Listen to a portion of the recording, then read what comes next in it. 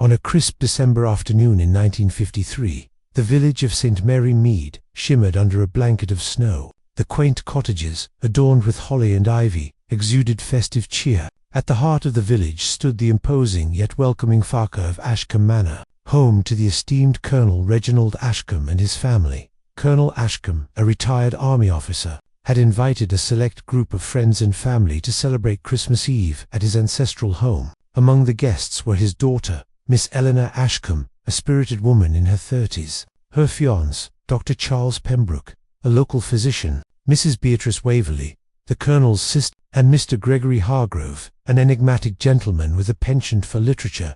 The evening commenced with a lavish dinner, followed by the traditional lighting of the Christmas Eve candle, a cherished ritual in the Ashcombe household. As the candle flickered to life, casting a warm glow upon the assembled company, a sudden commotion erupted from the drawing room. Rushing to the scene, the guests discovered Mrs. Waverley collapsed on the floor, her face ashen and her breathing laboured. Dr. Pembroke immediately attended to her, but it was too late. Mrs. Waverley had succumbed to what appeared to be a sudden and fatal illness. The local constable, Inspector Matthews, was summoned to investigate. He noted that Mrs. Waverley had been in good health prior to the evening and had shown no signs of distress. The only peculiar detail was the faint scent of almonds lingering in the air, a telltale sign of cyanide poisoning. As the investigation unfolded, suspicions arose. Could this be a tragic accident, or was there a more sinister explanation? The Ashcombe family, known for their impeccable reputation, now found themselves at the center of a mystery that threatened to unravel the very fabric of their lives. Miss Jane Marple, a keen observer of human nature and a trusted friend of the Ashcombe family, arrived at Ashcombe Manor the following morning. Having heard of the tragic event, she offered her assistance to Inspector Matthews.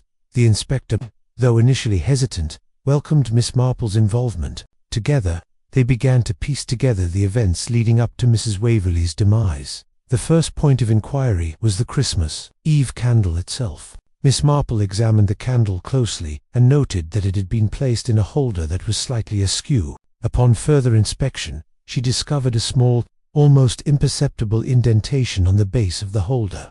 A subtle mechanism, Miss Marple mused, designed to release a substance when disturbed. Inspector Matthews was skeptical, but agreed to have the holder examined by a specialist. The results confirmed Miss Marple's suspicions.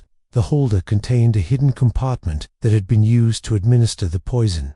The next step was to interview the guests. Miss Marple's gentle yet probing questions revealed that each had their own secrets and potential motives. Colonel Ashcombe, though deeply saddened by his sister-in-law's death, had recently been involved in a heated argument with her over the future of the family estate. Miss Eleanor Ashcombe, while appearing distraught, had been seen in a tense conversation with Mrs. Waverley earlier in the evening. Dr. Charles Pembroke, the local physician, had access to various substances, including cyanide. For medical purposes, Mr. Gregor Hargrove, the enigmatic guest, had been observed acting strangely during the evening, retreating to the library and muttering to himself. As Miss Marple delved deeper into the lives of the guests, she uncovered a web of relationships and rivalries. Each individual had a connection to Mrs. Waverley, and each connection seemed to harbor a potential motive for murder. As the investigation progressed, new evidence came to light that complicated the case further. A letter was discovered in Mrs. Waverley's personal effects, addressed to Colonel Ashcombe. The letter hinted at a long-buried family secret involving the Ashcombe estate. The contents suggested that Mrs. Waverley had knowledge that could potentially disinherit the Colonel. Dr. Pembroke's medical records revealed that he had treated Mrs. Waverley for a chronic condition, giving him the opportunity to administer the poison without suspicion. Mr. Hargrove's background was investigated, uncovering a history of financial instability and a possible motive for seeking revenge against the Ashcombe family. Despite these developments, Miss Marple remained composed. She noted that the true nature of the crime often lies not in the evidence itself, but in the behavior and relationships of those involved. One evening, as Miss Marple sat by the fire in the drawing room, she observed the guests' interactions. She noted subtle gestures, fleeting expressions, and the underlying tensions that simmered beneath the surface. It was in these moments that the pieces of the puzzle began to align. The breakthrough came when Miss Marple revisited the Christmas Eve candle. She realized that the mechanism within the holder was not just a delivery system for poison, but a message symbol of the family's hidden truths. gathering the guests in the drawing room. Miss Marple laid out her findings. She explained that the indentation on the candle holder was not a flaw, but a deliberate design, representing the Ashcombe family's long-standing secrets. The candle, Miss Marple said, was not merely a festive ornament. It was a beacon, illuminating the darkness of the Ashcombe legacy. She revealed that Mrs. Waverley had discovered the family's secret and had planned to expose it, threatening to ruin the Ashcombe name. Fearing the loss of their status and inheritance, one of the guests had decided to silence her. The culprit was Dr. Charles Pembroke. He had been aware of the family's secret through his medical treatments and had learned of Mrs. Waverley's intentions. In a moment of desperation, he had poisoned the Christmas Eve candle. Knowing she would be the one to light it, Dr. Pembroke was arrested and taken into custody. The Ashcombe family, though shaken, began the process of healing. The Christmas Eve candle, once a symbol of festivity, had revealed the darkness hidden within the family. In the weeks that followed, Ashcombe Manor returned to a semblance of normalcy. The family, though scarred by the events, found solace in each other's company. The Christmas Eve candle was retired, its role in the tragedy acknowledged but not forgotten. Miss Marple, ever the observer, reflected on the case. She mused that while the candle had illuminated the family's secrets, it was the human heart that harboured the true darkness. As she departed from St. Mary Mead, Miss Marple cast a final glance at Ashcombe Manor. The snow had melted, and the manor stood silent and still. But within its walls, the echoes of the past would linger, a reminder of the fragile nature of reputation and the enduring power of truth. The first snow of the new year had begun to fall lightly over St. Mary Mead, dusting the village rooftops and hedgerows with the gentle hush that only winter could bring. Ashcombe Manor, though still standing proudly amid the frost-covered grounds, had taken on a quieter, more contemplative air. The laughter and clinking glasses of Christmas Eve had faded into memory, replaced by subdued conversations and careful, measured steps through halls that still seemed to echo with Mrs. Waverley's sudden, tragic absence. Miss Jane Marple, having spent the past several days immersed in observation, reflection, and gentle inquiry, found herself sitting by the drawing-room fire, a steaming cup of tea resting on a nearby table. The room smelled faintly of pine and melted wax, the last vestiges of the Christmas Eve candle still lingering in the hearth. She was not alone in her reflections. Colonel Reginald Ashcombe, a man whose life had been regimented by military precision, yet softened in his private moments by an unmistakable tenderness toward family,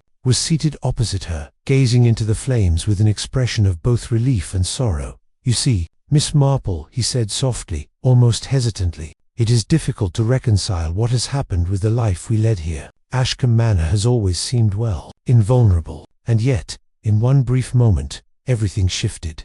Miss Marple inclined her head, the faintest trace of a knowing smile tugging at her lips. "The manor itself is not to blame, Colonel. It is the human heart, you see. Hearts can hide resentments, ambitions, and fears, and when the right or wrong moment arises, those feelings find their way into action." Colonel Ashcombe sighed. "I had not imagined that someone so trusted, so close to us all, could act with such decisiveness. It was Charles, Dr. Pembroke." His voice broke slightly, revealing the depth of his grief and disappointment. "I cannot pretend it does not wound me to know he, of all people, could have caused Beatrice's death." Miss Marple stirred her tea slowly. "People are often not what they appear to be on the surface, Colonel. You must remember that he acted out of desperation, yes, but also out of fear. Fear can twist kindness into cruelty if unchecked. What you must now do is ensure that truth, though it came at a terrible cost, remains a guide rather than a shadow over the household." As they spoke, Miss Eleanor Ashcombe entered the room, her eyes red-rimmed, yet resolute. She had been tending to household affairs and comforting relatives, but the loss of her aunt weighed heavily upon her. Miss Marple, noting her daughterly grief, offered a quiet nod of empathy. "Miss Eleanor," she said, "I know this has been a difficult ordeal, but in these moments, the strength of character you demonstrate will become the foundation upon which the family heals. You have been thoughtful, careful, and courageous in your actions over these past days." Eleanor seated herself near the fire, drawing her shawl around her shoulders. "It has been unsettling, Miss Marple," she confessed, "to realize that someone I considered a friend, someone I trusted, could plan such a thing. It makes me question how well we truly know those around us." Miss Marple allowed a gentle silence to settle over the room before responding. It is true that we rarely know the full depth of another's intentions, but you have learned something of vital importance: to observe, to question, and to trust your instincts. These are the tools that allow one to navigate the complexities of human nature safely. Meanwhile, the servants had begun to tidy the manor, returning order to the spaces that only days before had been a stage for chaos and grief. The old clock in the hall chimed softly, marking the passing hours in a rhythm that felt almost comforting, an affirmation that life, despite all disturbances, continued steadily onward. Miss Marple's thoughts wandered, as they often did, toward the wider village. She considered the subtle ways in which St. Mary Mead itself had become entangled in this tragedy. Rumours had flown swiftly, as they always did in a place so tightly knit, and villagers had speculated on everything from the motives behind the crime to the morality of those involved. Yet Miss Marple, who understood the intricate dance of village life and the human propensity to gossip, knew that while conjecture would abound, truth was something far more enduring and far subtler. Her mind returned to the Christmas Eve candle. The very object that had precipitated Mrs. Waverley's death now seemed a relic of both festivity and revelation. Miss Marple reflected on the small indentation at its base, the secret mechanism that had delivered poison, concealed with such cleverness that only a patient and observant eye might detect it. It struck her that objects, much like people, often carry hidden significances. On that fateful evening, the candle had been both a symbol and an instrument, illuminating not only the room but also the truths that each member of Ashcombe Manor carried within themselves. She recalled the subtle gestures she had observed during her investigation: Colonel Ashcombe's strained smiles masking deeper sorrow, Eleanor's furtive glances that betrayed her inner turmoil, Mr. Gregory Hargrove's nervous avoidance of eye contact, and Dr. Pembroke's measured, yet increasingly anxious movements. Each gesture, each word, each glance had been a clue, quietly guiding her toward the resolution that now lay before them. Miss Marple's reflections were interrupted by a soft knock on the door. A young housemaid, timid yet earnest, entered with a small envelope. It bore no postmark, only the neat handwriting of someone familiar. Miss Marple took it carefully, breaking the seal to reveal a note from a concerned friend in the village, a message expressing relief that justice had been served and the household could now begin the delicate process of healing. "See, Colonel," Miss Marple remarked, handing him the note. "Even amid sorrow, kindness finds its way. It is a reminder that the world is not solely dark, and that the actions of a few need not overshadow the decency of many." Colonel Ashcombe nodded, his gaze softening. "Yes, Miss Marple, and it is a comfort to know that, through your guidance, we have not only uncovered the truth, but also safeguarded the integrity of this family." Beatrice would have wished no less. The days passed, and with each passing hour Ashcombe Manor regained a semblance of its former warmth. Guests departed, returning to their homes with stories to tell and lessons learned. Dr. Pembroke's arrest and subsequent confession had cast a sombre shadow, yet it had also provided closure, allowing the family to reconcile grief with understanding. Miss Eleanor Ashcombe, having taken up the mantle of household responsibility in the wake of her aunt's passing, found herself reflecting on her own resilience. She recognized that grief, while heavy, could be tempered with purpose. She devoted herself to maintaining the traditions of Ashcombe Manor, honoring both the memory of her aunt and the lessons imparted by Miss Marple's keen wisdom. Meanwhile, Mr. Hargrove departed the manor with a sense of resignation. His fleeting schemes and ambitions, though harmless in intent compared to Dr. Pembroke's act, had nevertheless placed him under scrutiny. The village would, no doubt, whisper about his eccentricities, but Miss Marple knew that human failings, when acknowledged, could serve as powerful agents of personal growth. As the sun set over the snow-dusted fields surrounding St. Mary Mead, Miss Marple prepared to leave. She walked the familiar path through the village, noting the children building snowmen and villagers exchanging greetings with cheer tempered by recent events. She paused at the village green, observing the modest Christmas tree adorned with ribbons and handmade ornaments, its twinkling lights reflecting in the windows of nearby homes. Her thoughts turned, inevitably, to the broader tapestry of human nature. She considered how ambition, fear, and secrecy could intersect to produce outcomes both tragic and illuminating. And yet, she also noted the enduring qualities of empathy, observation, and moral courage the very attributes that had allowed her to discern truth in the midst of deception. Miss Marple adjusted her shawl against the chill wind, feeling the familiar satisfaction that accompanies a mystery resolved with patience, insight, and compassion. She understood that life, much like the Christmas Eve candle, flickered unpredictably, casting shadows, sometimes illuminating truths, but always offering lessons to those willing to observe. By the time she reached the lane leading to her own cottage, the first stars of the evening had emerged, delicate points of light against a velvet sky. Miss Marple paused, allowing herself a final moment of reflection. Ashcombe Manor, though still bearing the scars of recent events, stood resolute, a testament to the resilience of family, the inevitability of truth, and the quiet triumph of reason and intuition. And as she turned to enter her home, Miss Marple smiled to herself, thinking that while the Christmas Eve candle had revealed darkness, it had also, in its own peculiar way, illuminated hope, a hope that would endure long after the last flicker of its flame had faded. Miss Marple had barely closed the door of her cottage behind her when a soft knock sounded at the window. It was young Mary Watson, the Ashcombe Manor maid, bundled against the cold, and clutching a small basket. "Miss Marple," she said in a hushed tone, "I thought you might like a pot of Mrs. Ashcombe's tea. The family insists you stay for supper, but I thought perhaps you'd like to be alone for a little while." Miss Marple smiled, her eyes crinkling at the corners. "Thank you, Mary. You have an admirable instinct for knowing when a quiet cup of tea is the remedy for a busy mind." The girl left, and Miss Marple settled in her armchair, allowing herself the rare indulgence of reviewing the events in full. The candle, the secret compartment, Dr. Pembroke's desperate act, all seemed a strange mixture of ordinariness and profound revelation. She considered each guest at Ashcombe Manor in turn, reflecting on the delicate ways human nature had been revealed. Colonel Ashcombe, she mused, was a man bound by honor and duty. His grief, though personal, was tempered by a sense of responsibility toward the family estate. Miss Marple admired the way he had comported himself, even when facing betrayal by a trusted friend.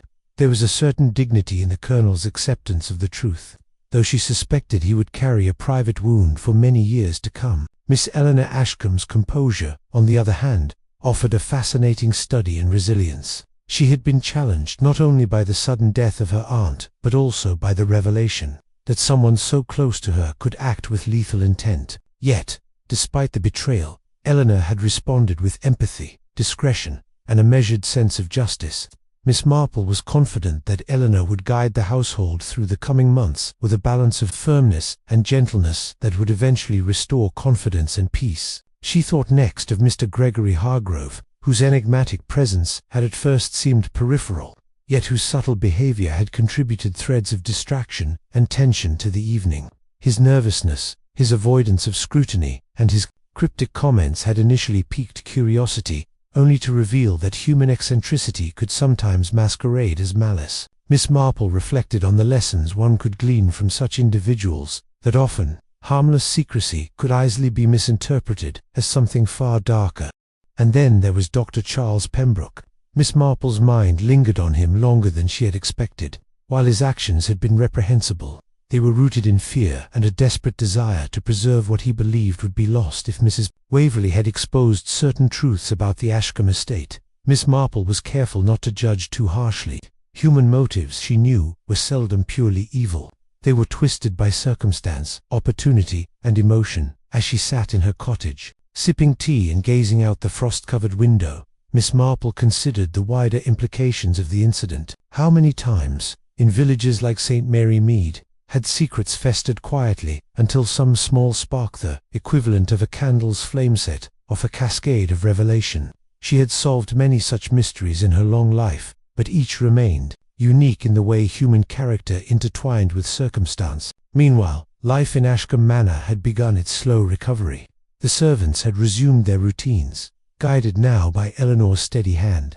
The kitchen, which had once been a place of bustling festivity, now hummed with quiet efficiency. Fresh arrangements of holly and ivy adorned the rooms once more, not merely as decoration, but as symbols of continuity, of life moving forward despite the shadows of the past. The villagers, too, had begun to accept the resolution. Gossip, while initially rampant, had been tempered by the clarity brought about by Miss Marple's intervention. Those who had whispered about secret motives and hidden betrayals gradually focused instead on the lessons of trust, observation, and human complexity. The village fete scheduled for later in the winter was being planned with careful attention to propriety. An unspoken acknowledgement that Mary Mead had survived a trial and emerged wiser. Miss Marple, true to her character, did not linger long in idle contemplation. She began making notes, reflecting on patterns she had observed, the subtle nervous gestures, the inconsistencies in statements, and the unspoken tensions that often carried more truth than spoken words. Her mind catalogued each observation for the future, a repository of human behavior that would inform her understanding of many mysteries yet to come. In the quiet of her cottage, she thought about the Christmas Eve candle itself. Once a simple symbol of celebration, it had become a pivotal instrument in the revelation of human motives. Its flame had illuminated not just the drawing room, but the hidden dynamics of an entire household. She pondered the irony that a single object, intended to symbolize joy and light, could also become an instrument of fear and revelation. Miss Marple reflected on the moral of the tale. It was not merely that truth must be uncovered or that justice must be served, but that human life is woven from threads of light and shadow. One must observe with patience, listen with care, and approach each situation with both empathy and discernment. Only then could the complexities of human nature be understood and navigated without undue harm. By the end of the week, Ashcombe Manor had regained an outwardly serene demeanor. Colonel Ashcombe resumed his walks in the frost-covered gardens, finding solace in the simple rhythm of nature. Miss Eleanor Ashcombe dedicated herself to family and community, ensuring that lessons learned would be carried forward with wisdom rather than bitterness. Even the servants, who had quietly borne witness to the events of that fateful evening, expressed relief in the restoration of normality. Miss Marple, having observed the culmination of the investigation and the gradual return of calm, prepared to depart. Before leaving, she took one final walk through the village. She observed the small details, the children laughing as they slid along icy paths, neighbors exchanging greetings, and shopkeepers carefully arranging their wares for the new year. Life moved forward, resilient and unyielding, as it always did. She paused at the small chapel in the village square, noting the flickering candlelight within. The warm glow reminded her of the Christmas Eve candle at Ashcombe Manor. Both candles had illuminated the darkness in different ways, one with tragic consequence, the other with comforting regularity. In that simple, flickering light, Miss Marple saw the enduring truth that while humans are capable of error and misfortune, they are equally capable of resilience, insight, and moral courage. As the stars began to emerge above St. Mary Mead, Miss Marple felt a quiet satisfaction. Another mystery had been solved, another injustice addressed, and yet the lessons lingered, quietly informing her understanding of human nature.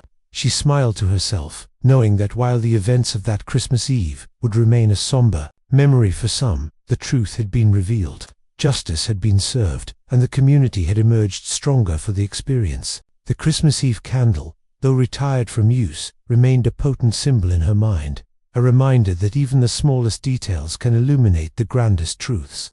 And as she turned toward her own cottage, Miss Marple reflected that the interplay of human motives, actions, and consequences would continue, ever intricate, ever challenging, yet always revealing to those willing to observe with patience, compassion, and understanding. The days grew longer, though the chill of winter lingered in the air, and Ashcombe Manor slowly resumed its rhythm of everyday life.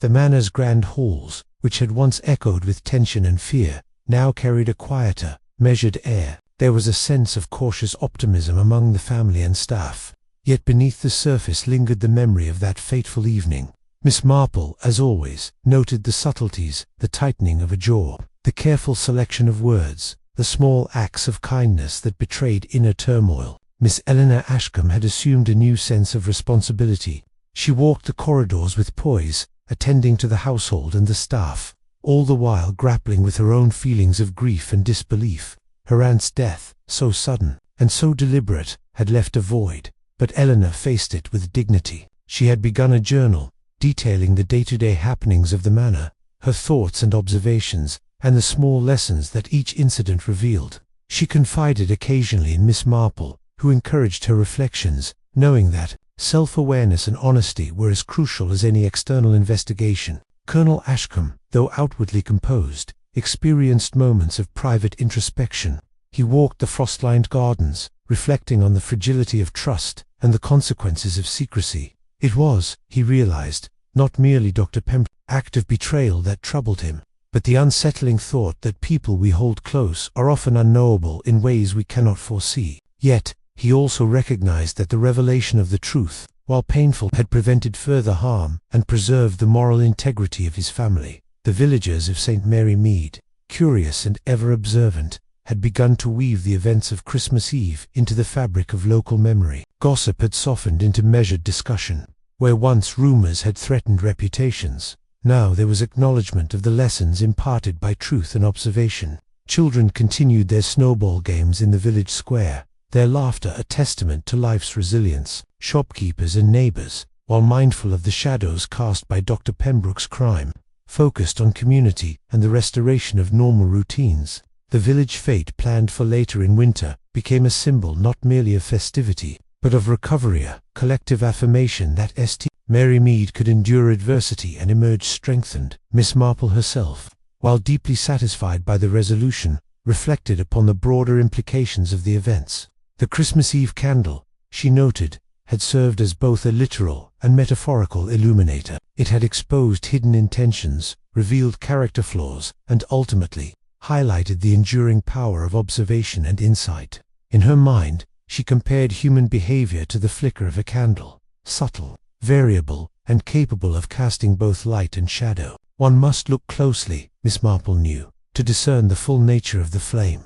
She recalled, in particular, the complex motives of Dr. Charles Pembroke. While his actions had been condemnable, they were not devoid of human reasoning. Fear, loyalty misconstrued, and desperation had combined to lead him astray. Miss Marple pondered the capacity for ordinary people to act extraordinarily both for good and for ill. It was, she reflected, a reminder of the necessity for vigilance, compassion, and moral discernment in all human affairs. Similarly, Mr. Gregory Hargrove, who had initially seemed peripheral, served as a study in the nature of distraction and misdirection. His nervous behavior, while ultimately harmless, had contributed to the tension and confusion that shrouded the evening. Miss Marple considered the lessons this presented, that sometimes what appears to be evidence of malice is instead an expression of human imperfection, and that patience and observation can distinguish between threat and harmless eccentricity. As winter slowly yielded to the promise of early spring, life at Ashcombe Manor assumed a rhythm that balanced memory with renewal. The household staff moved through familiar routines with renewed purpose, attending to the manor with diligence and care. Servants whispered less of scandal and more of preparation for the coming festivities of the new year. The dining room, once the site of tragic revelation, now welcomed meals of quiet camaraderie, and even the once silent hallways seemed imbued with a sense of cautious optimism. Miss Marple, observing these transformations, felt a quiet sense of satisfaction. She understood that the resolution of a mystery is not merely the apprehension of a culprit, but the restoration of balance in human relations, the reaffirmation of trust where possible, and the illumination of the lessons that events teach. She found it remarkable that, in a village such as St. Mary Mead, human nature could reveal itself so clearly, in gestures both subtle and significant, and that a patient eye could see truth where others perceived only chaos. Even the Ashcombe family's relationship to the wider community had shifted. Friends and neighbors, having witnessed the measured response to tragedy, approached the family with renewed respect and understanding. Invitations to social gatherings were extended with a gentle warmth, reflecting the acknowledgement that the family had endured adversity with dignity. In turn, the Ashcombes extended gestures of goodwill, reinforcing the social bonds that had always been central to village life. Miss Marple spent many contemplative evenings by her own fireside, revisiting the intricacies of the case in her mind. She considered each action, each subtle expression, each choice that had contributed to the eventual revelation. She observed, as she often did, the interplay between human instinct and deliberate reasoning. It was, she thought, the dance of morality and motivation, performed upon a stage shaped by circumstance and opportunity. The Christmas Eve candle itself, retired from ceremonial use, remained on display in a small case within the drawing room of Ashcombe Manor. It served as a reminder, not only of the tragedy it had precipitated, but also of the insight it had facilitated. Guests who visited were told, in gentle terms, of its history, and each was encouraged to consider, as Miss Marple did, the broader lessons of observation, restraint, and the necessity of moral clarity. Months passed. Spring began to hint at life returning to the fields and gardens surrounding the manor. The frost gave way to green shoots, and the first blossoms emerged amid the lingering cool air. Miss Eleanor Ashcombe spent mornings in the gardens, overseeing the planting of flowers that would bloom brightly through the season, symbols of resilience and renewal. She felt a quiet pride in the household's recovery and in her own capacity to guide and nurture it. Colonel Ashcombe resumed some of his old hobbies, particularly sketching and walking the estate grounds. Though the memory of his sister-in-law's death remained, he found solace in the ordinary rhythms of life, the sounds of birdsong, the crunch of leaves underfoot, the distant laughter of villagers engaged in their daily lives. He reflected on the importance of perspective, that while tragedy leaves its mark, it need not consume the entirety of experience. Miss Marple, preparing to return to her own routines, looked back one final time on Ashcombe Manor before departing the village. The manor, she observed, was both changed and unchanged. Its walls had borne witness to sorrow, its halls had absorbed tension, yet the essential warmth of family and the enduring integrity of the estate remained. The experience had illuminated much, and the lessons of observation, intuition, and moral courage would endure far longer than the fleeting shadows cast by fear and secrecy. As she walked toward her cottage, Miss Marple's thoughts lingered on the enduring lesson of the Christmas Eve candle. It had illuminated human character in a way that no words could capture, revealing both the light and darkness within those who had gathered around it. She recognized that life, much like the flickering flame, was a balance of warmth and shadow, each moment offering insight to those who could observe carefully and act wisely. Returning home, she settled into her armchair, reflecting quietly on the case's resolution. St. Mary Mead, she knew, would continue to thrive, its people shaped by both the tragedy and the restoration of justice. The Ashcombe family, though marked by sorrow, had emerged with dignity and strength, their relationships deepened by the challenges they had endured, and Dr. Pembroke's punishment, though necessary, reminded all that actions even those born of fear or desperation carry consequences. The snow had begun to melt, and with it came the promise of a new season, a new beginning, and the quiet reassurance that truth, patience, and insight would continue to guide those who seek it. Miss Marple closed her eyes for a moment, allowing herself a rare feeling of complete contentment.